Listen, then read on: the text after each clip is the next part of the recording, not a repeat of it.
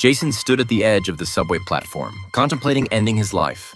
As he watched the train approaching the station, ready to jump, a girl suddenly entered his field of vision. She looked frantic, as if she was running from something, with a few brawny men hot on her heels. Jason immediately realized the girl might be in danger.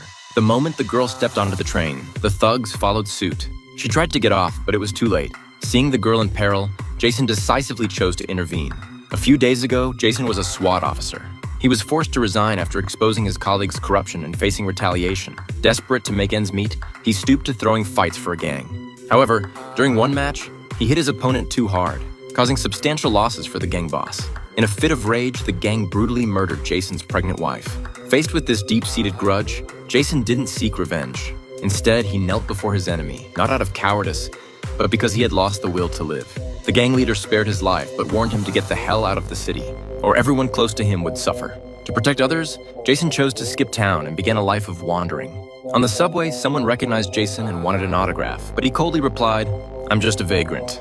Although life had pushed him into the abyss, Jason still had a kind heart.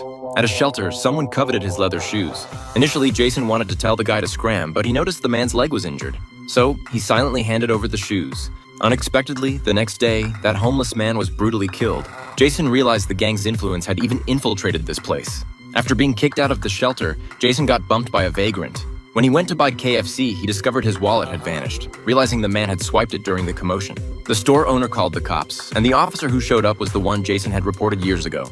The cop took him to a secluded corner, rounded up some men, and beat the crap out of him, cursing that he would only bring misfortune to his loved ones and urging him to off himself. That day, wearing his leather shoes, Jason came to the subway station, ready to jump onto the tracks. As he took a final glance at the world, he noticed a few thugs chasing a girl. Her eyes were filled with terror and despair. The moment the train started moving, Jason stood up again.